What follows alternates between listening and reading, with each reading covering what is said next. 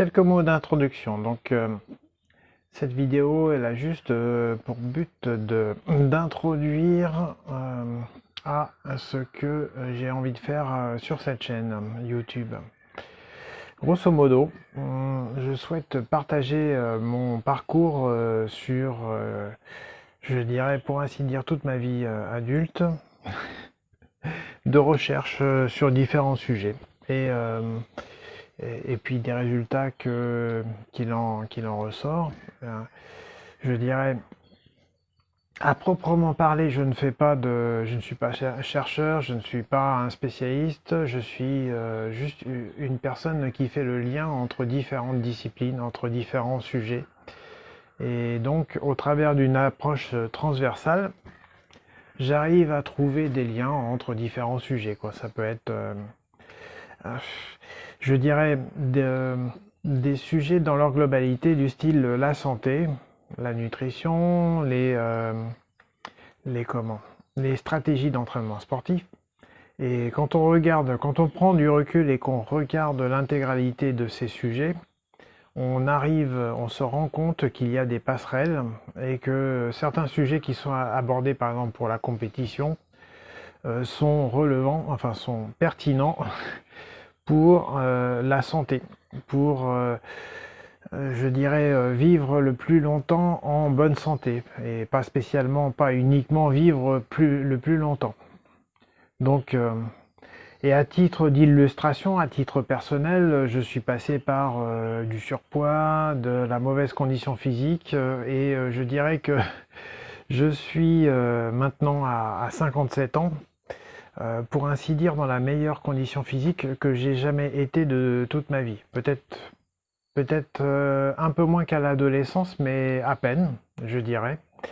En meilleure santé et en meilleure condition physique que quand je suis entré dans la vie professionnelle, par exemple. Donc si à l'époque, donc c'était en 1990, je fumais. Je n'avais pas spécialement un entraînement physique énorme, donc une condition physique assez moyenne. Puis après, ce qui se disait dans ma boîte quand j'ai été embauché, c'est que on gagnait grosso modo 1 kg de poids par année passé dans la boîte. Donc ça, c'est l'effet de la cantine, de la vie sédentaire, si on ne fait rien de particulier. Bon. Et je suis arrivé à peu près jusqu'à entre 100 et 105 kilos en 2017. Bon, ce que j'ai découvert a posteriori, c'est que le stress, par exemple, si ça peut aller au niveau professionnel jusqu'à un burn-out, bon, eh bien, il ne suffit pas de faire un régime hypocalorique pour perdre du poids. Encore faut-il que sur le plan hormonal, tout soit bon. Et si par malheur on a un stress chronique ne correspondant plus à une situation particulière, mais juste, je dirais, la poursuite d'un stress permanent, et bien par exemple ça contrecarre tous les effets que l'on peut avoir à perdre du poids sous l'effet d'un régime hypocalorique. Donc ça ne marche pas. La dernière expérience, alors donc après en 2017 j'ai commencé, pour illustrer le genre de choses que j'ai fait d'expérimentation, j'ai fait plusieurs semaines de jeûne en continu en restant au travail, donc 2017 à partir du 16 août. Bon, c'est simple, c'est pas compliqué de s'en retenir. À retenir, c'est j'ai pris le week-end du 15 août pour vérifier que je serais capable de tenir sans manger quelques jours, quoi. Bon, j'ai commencé comme ça et j'ai poursuivi pendant plusieurs semaines tout en allant travailler. Bon, donc j'ai dû perdre peut-être 10 kilos facilement. Et puis après, 2017, 2018, 2019, 2020, 2021, 2022 et 2023, eh bien, j'ai repris doucement, graduellement du poids. Et là encore, bon, il y a eu différentes choses, le travail, le stress, la surcharge, puis les confinements, le Covid et le stress général de la situation. Et donc sous l'effet de ce stress, et puis 2023, mes problèmes de vision qui ont émergé et qui m'ont créé une difficulté au travail. Donc fatigue, stress, donc j'ai repris du poids et je suis repassé, je sais plus où j'étais descendu, mais je suis remonté à, mettons, 85 kg. Et donc fin 2023, j'ai fait une nouvelle, développé une nouvelle stratégie, enfin du moins utiliser une nouvelle stratégie. Et entre octobre 2023 et maintenant, donc janvier, février, mars, mars 2023, j'ai perdu 15 kilos, j'ai récupéré une condition physique, je dirais, très bonne. Au travers, donc, en poursuivant toujours la même intervention au niveau nutrition, donc ça, j'ai rien changé. Ce que j'ai changé en revanche, c'est d'intégrer un entraînement en endurance fondamentale. Enfin, on peut l'appeler MAF, donc c'est Maximum Aerobic Function, ou entraînement zone 2 par exemple, hein. C'est-à-dire, en très résumé, un entraînement à très basse intensité. Il reste possible de parler en faisant ces exercices sans être catastrophiquement essoufflé. Voilà, donc ça c'est un indicateur. Et puis au niveau physiologique, généralement c'est en dessous du seuil lactique, c'est-à-dire que grosso modo on reste à des niveaux d'acide lactique très faibles, ou de lactate, de ce qu'on veut dans le sang, très faibles. Donc avant l'augmentation significative du lactate dans le sang.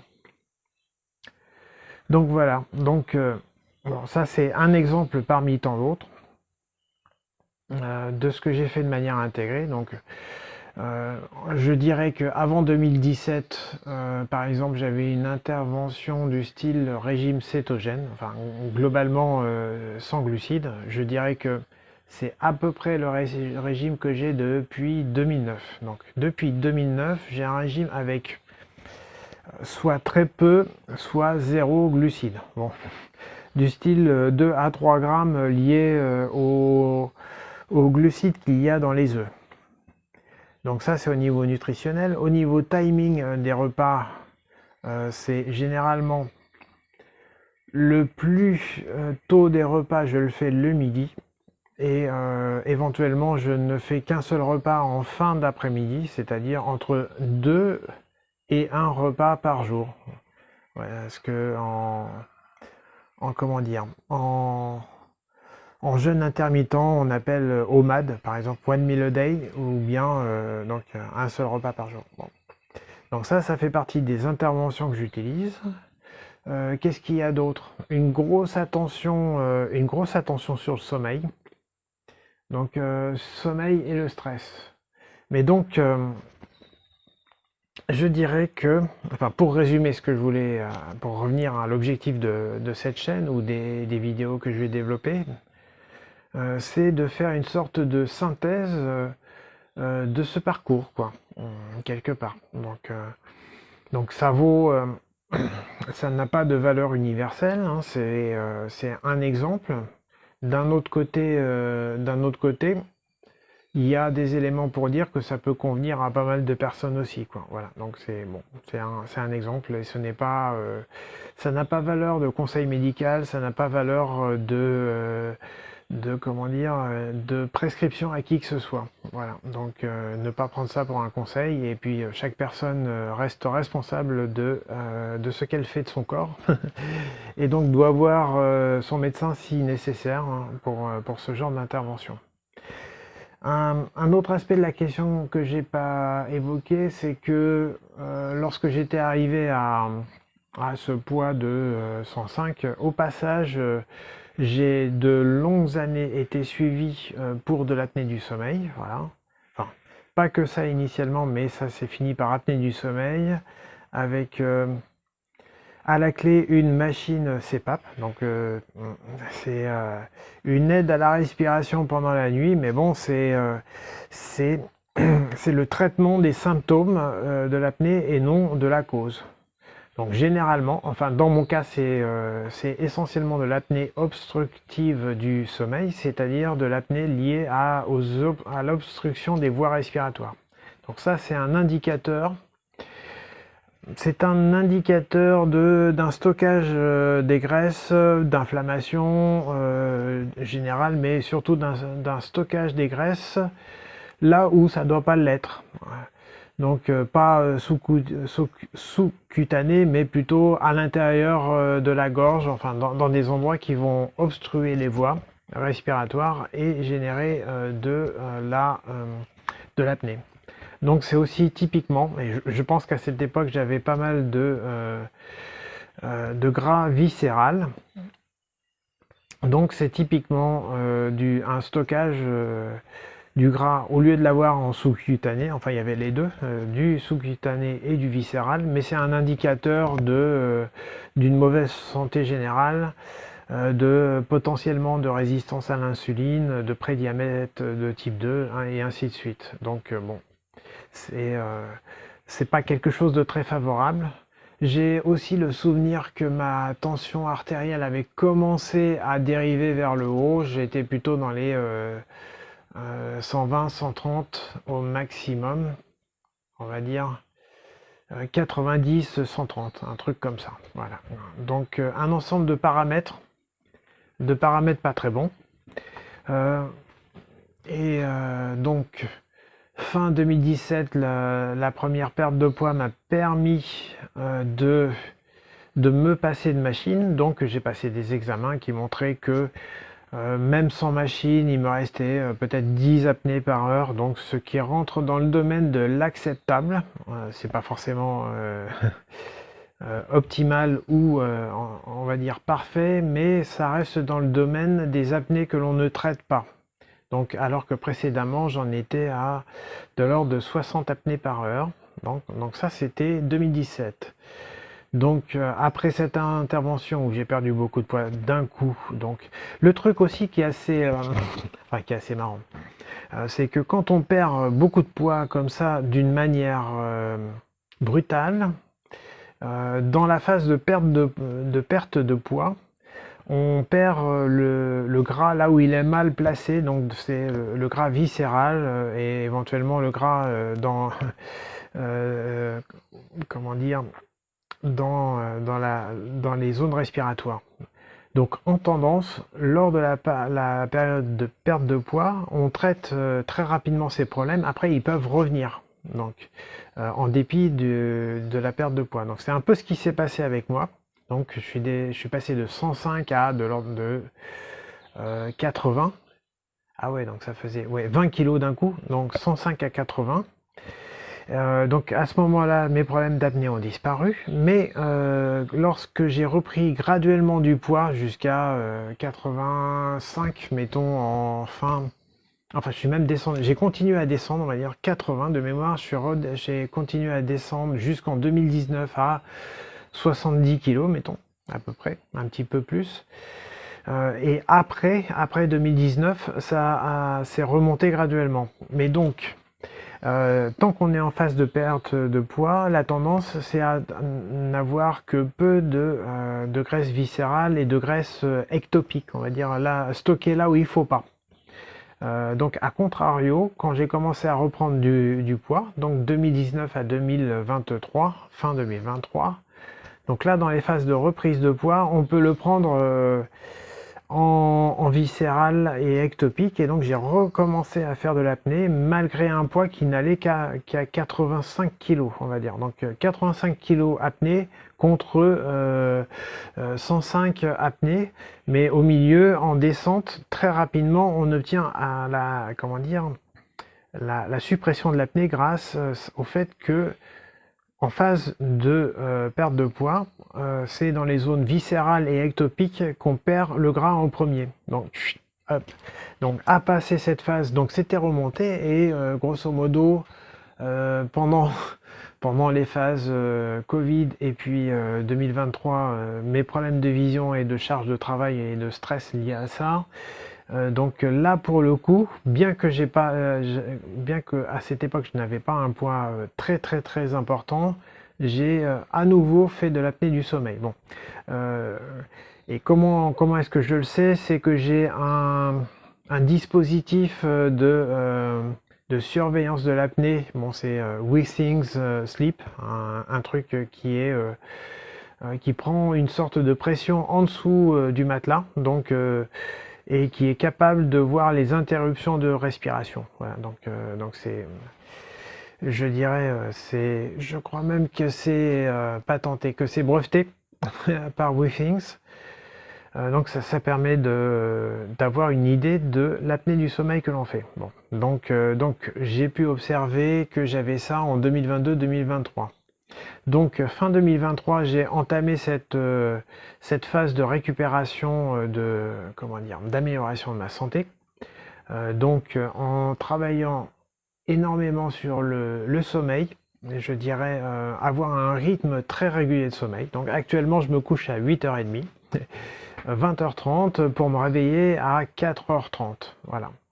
Et aussi, donc, pourquoi est-ce que j'ai fait ça? C'est de manière à introduire une structure dans ma journée où je suis à même de faire du sport et en particulier de l'entraînement en endurance fondamentale le matin entre 4h30 et avant de partir au travail par exemple, voilà, 4h30 jusqu'à 6h. De 6h à 6h30 je peux faire de la musculation et ensuite 6h30 à 7h me préparer pour prendre mon trajet jusqu'à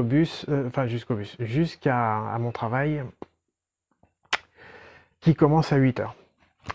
Donc voilà, donc j'ai introduit cette structure et aussi je l'ai fait du point de vue de la rigueur de travail et de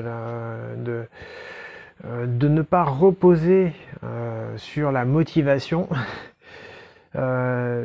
pour faire cet entraînement en endurance fondamentale, mais pour reposer sur les habitudes. J'allais dire, ça me fait penser à, ça doit être James Clear, Atomic Habits. Et donc c'est d'avoir introduit cette forme d'entraînement d'une manière qui soit plus une habitude que quoi que ce soit d'autre. Je dirais, je m'impose, enfin, c'est pas vraiment le terme. Je le fais avec plaisir, ça me va. Mais c'est une habitude. Voilà, le matin, hop, 4h30, 5h, c'est parti pour 1h à 1h20 d'endurance. Et puis après, un peu de musculation, très, très court et pas très intense. Un jour sur deux maintenant. Et donc voilà, donc ça c'est ce qui m'a permis de perdre, je pense, les 15 kilos qui restait entre fin 2023 et même j'ai déjà été dans cet état en janvier. Donc ça fait octobre, novembre, décembre, janvier. Donc ça fait 4 mois pour perdre 15 kilos, ce qui est une chose. Et ensuite au niveau de l'effet sur l'endurance fondamentale ou l'entraînement zone 2, il faut compter grossièrement de 8 à 12 semaines d'adaptation pour obtenir constater un changement. En fait, je l'ai constaté beaucoup plus tôt. Et l'effet, par exemple, on peut l'observer assez simplement sur la fréquence cardiaque de repos. Donc elle est passée, alors j'étais quand même dans un sale état en fin 2023, donc où j'étais à peu près à 70 battements par minute au repos la nuit. Et je suis arrivé au bout de ces 4 mois à dans les 40, un petit peu plus de 40, on va dire entre 45, 44, 43, 42 battements par minute en fréquence de repos. Voilà, donc c'est pareil, je dirais, bon c'est un peu indirect la mesure, mais via des montres, des smartwatches de style Garmin comme celle que j'ai. il y a des estimations de VO2 max et bon, alors pour la valeur absolue, je ne saurais dire si c'est super précis. En revanche, pour la tendance, c'est pas mal. Donc la tendance, c'était de passer de 39 indicatifs à 45. Ça va être des millilitres par kilogramme de poids et je sais plus si c'est par heure, mais un truc comme ça. D'oxygène par kilogramme de poids. Donc voilà. Donc bon, c'est un partage. Enfin, il y a ces aspects-là. Donc, donc je regarde le tableau sur lequel je récapitule mes priorités génériques. Voilà, c'est sommeil, stress, nutrition, hygiène de vie, sport, fitness, routine. Voilà, bon, c'est pour ça que je regarde dans cette direction. Mais donc il y a cet aspect-là. Donc ça, c'est un sujet parmi tant d'autres. Un des gros autres sujets que j'aimerais bien aborder, c'est tout ce qui touche au développement personnel, à la psychologie, je dirais même la neurologie et le fonctionnement du cerveau. Et en fait, aussi de faire le lien entre les structures du cerveau et les différentes théories de l'esprit. Donc c'est-à-dire, bon, quels que soient les domaines, enfin je pense par exemple, enfin pour être concret, thérapie comportementale et cognitive, l'intelligence émotionnelle, le MDR, le FT, ça peut être ça. Il peut y avoir la PNL et les théories sur la conscience de soi, les théories sur le cerveau volontaire, la théorie sur les théories ou les analyses sur les modes de fonctionnement du cerveau, comment le cerveau, enfin quel est le moteur de décision du cerveau, comment se passe l'enregistrement des souvenirs et comment se passe la restitution des souvenirs. Donc des sujets un peu transversaux en ce sens que, bon, je n'ai pas de connaissances théoriques ou d'expertise théorique pointue dans chaque domaine. En revanche, j'arrive à faire le lien entre différentes théories de l'esprit, d'une part en psychologie, on va dire, ou en développement personnel, et d'autre part, le lien qui peut être fait avec la structure et la neurologie, quoi. Bon, voilà, et de voir et de voir le cerveau en tant que système. Bon, donc ça c'est un des autres sujets importants. Donc voilà, à titre d'introduction un peu global, quoi. Donc c'était un peu comme j'ai passé de nombreuses années à m'interroger sur de nombreux sujets, simplement par, enfin, on va dire, bon, c'est à double, il y a une double optique. Quelque part, ça me sert et j'arrive, enfin, j'ai réussi à redévelopper, on va dire, à récupérer un physique acceptable, un physique, une santé physique correcte. Sans chercher particulièrement une performance élevée, hein. C'est juste une optique. Mon optique, c'est vivre en santé, vivre le plus longtemps en bonne santé.